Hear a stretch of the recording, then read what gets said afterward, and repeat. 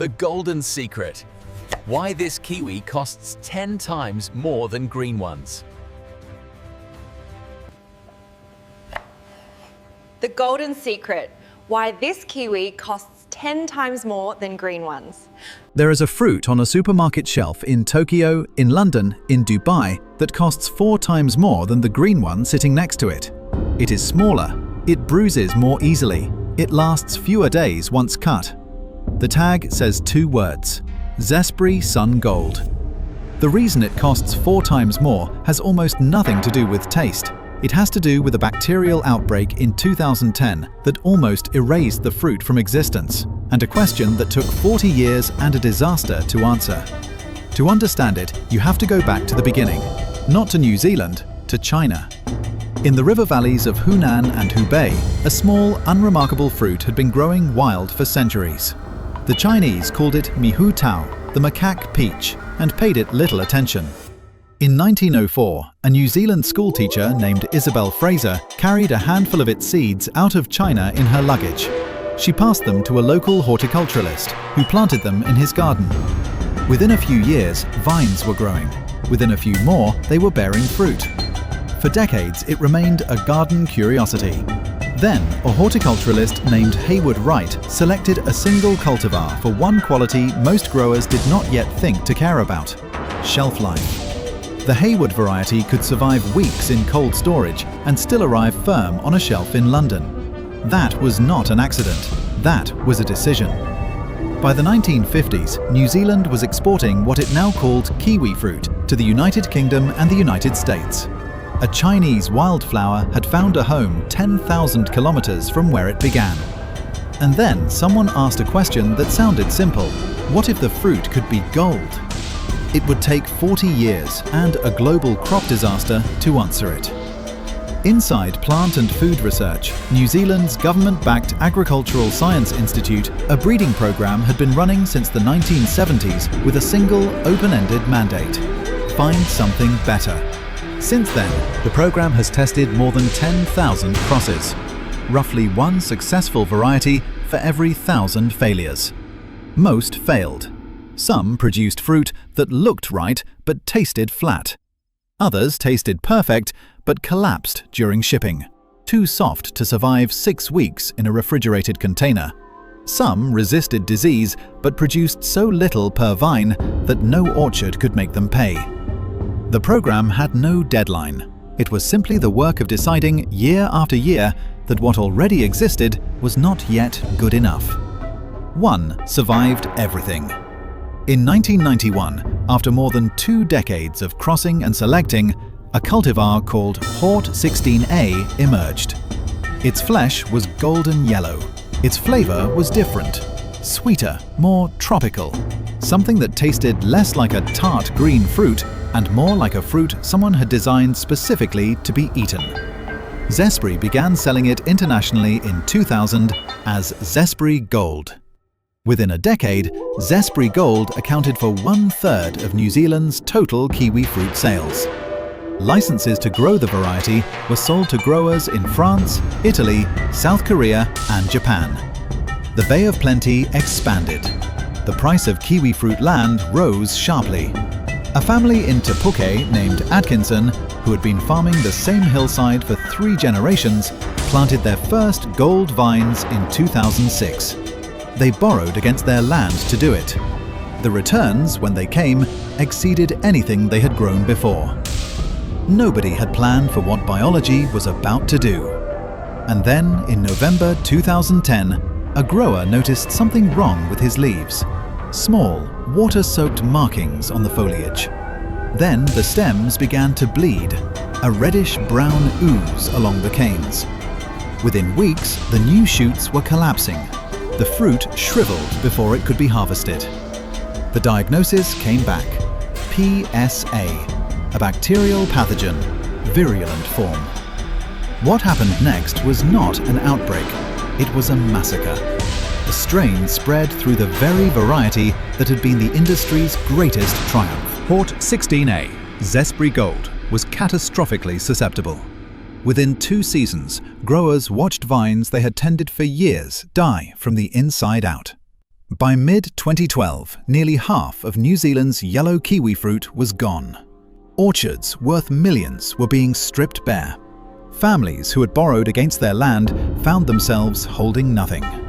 The Atkinsons stripped their vines in 2012. The hillside that had taken 6 years to come into full production was cleared in a week. They walked the rows after the machines had finished. The trellises were still standing. The wires still ran between the posts. But the vines were gone, cut at the base, piled at the end of each row in tangles of dead wood that still smelled faintly of the sap that had been moving through them weeks before. They were not alone. 40 years of industry building was evaporating across the Bay of Plenty in a single season. In 2020, the New Zealand government paid $40 million to settle a class action lawsuit. The allegation: PSA had entered the country through an imported batch of kiwi fruit pollen from China. The bacteria had traveled the same route as Isabel Fraser's seeds in 1904, just in the opposite direction, and with consequences no one had insured against. In the middle of the collapse, the industry turned to a cultivar sitting quietly in a database since 2002. Zesi 002 had been in development for over a decade. Never intended as an emergency replacement, just the next candidate in a long series of experiments. Sweeter than Hort 16A, smoother skin, flavor profile that internal tasters had rated as exceptional. It was not yet commercially released, but it could survive PSA. Not immunity, enough. The decision was made quickly. Zesi 002 would be pushed into full-scale production immediately. Growers who had lost everything would replant. Within 2 years, the industry had a name for it: Zespri Sun Gold. The Atkinsons replanted in 2013. They sat across a table at their bank in Tauranga and borrowed again, against the same land, the same hillside, the same trellises still standing in their cleared paddocks. The loan officer knew their farm. He had seen the vines come out. He approved the application. The bet they were making was the same bet the entire Bay of Plenty was making, that the new variety would hold, that the market would recover, that the 5 years of waiting for the new vines to reach full production would be worth it. By 2015, approximately 30 million trays of gold kiwi fruit were being exported from New Zealand, the highest volume in the industry's history. By 2018, almost every Hort 16A orchard in the country had been replaced. The price of a Sun Gold license, when the Atkinsons needed to expand, had risen above $800,000 per hectare, higher than Zespri Gold had ever reached. The fruit that had replaced a disaster had become, by almost any measure, the most valuable kiwi fruit ever grown. Sun Gold did not reach a supermarket shelf in Tokyo or London through luck. It reached those shelves through a system so precisely calibrated that the fruit arriving in any market is, within measurable tolerances, identical to every other piece of fruit carrying the same label. Harvest begins in the Bay of Plenty in late February. The timing is not a guess. Weeks before picking, technicians move through the orchards pressing a handheld spectrometer against the skin of fruit still on the vine. In under a second, it reads through the flesh and calculates whether the sugar content is high enough to pick. Below the threshold, the fruit goes back on the vine. The window between too early and too late is measured in days, sometimes hours. When the orchards pass, picking teams move in. Each fruit is removed by hand. There is no mechanical harvester for kiwi fruit, and placed, not dropped, into buckets worn across the chest. A ripe Sun Gold is dense and slightly yielding, its skin a burnished gold under the morning light of late February. Cut one open, and the flesh is a deep amber yellow, almost tropical in its intensity. The smell sweet and faintly acidic. A bruise sustained at harvest will not be visible for days, but it will be there when the fruit arrives in a consumer's kitchen, softening in a way the rest of the flesh does not, and it will end the sale. Every picker knows this. The care is not sentiment. It is the system enforcing itself at the human level, in the hands of someone earning a seasonal wage in the Bay of Plenty, while the fruit they are picking is already allocated to a retailer in Tokyo. From the orchard, the fruit moves to a packhouse. The speed is jarring against the delicacy of what came before it. Thousands of pieces per hour, passing through sensors that measure weight, shape, color, and internal sugar content through the skin in milliseconds. Fruit that fails any parameter is pulled automatically. It does not go to a secondary market. Much of it goes to processing, juice, concentrate, ingredient supply, at a fraction of the fresh fruit price. Only what meets the full specification leaves New Zealand under the Zespri label. The rejection rate is significant and deliberate. Zespri's quality system is not designed to minimize waste. It is designed to ensure that every piece of fruit carrying the Zespri name performs identically. That the consumer in Tokyo who buys a Sun Gold in January has the same experience as the consumer in London who buys one in March. Consistency at that scale across 54 countries and multiple growing seasons is the product. The fruit is the vehicle. They are not selling kiwi fruit, they are selling certainty. Sun Gold travels to market in refrigerated containers at just above freezing. Cold enough to arrest ripening, not cold enough to damage the flesh. 2 weeks to Japan, 4 to 6 to Europe. By the time it reaches a shelf in London or Dubai, it has been in transit longer than most people's vacations. This is what a license to grow Sun Gold buys.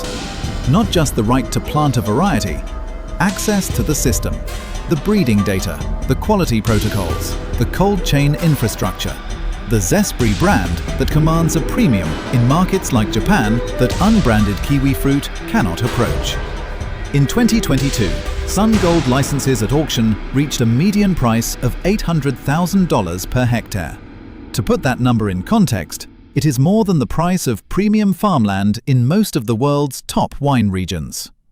The right to grow this particular fruit became one of the most valuable agricultural licenses on Earth.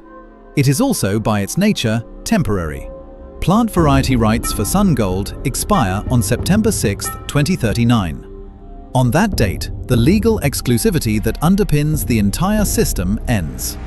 Any grower anywhere in the world with the right climate can legally propagate and grow Sun Gold. The license worth $800,000 per hectare becomes, in legal terms, worthless.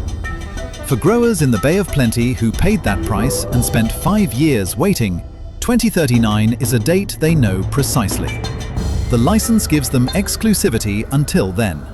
After that, only the brand, the infrastructure, and the protocols separate their fruit from anyone else's.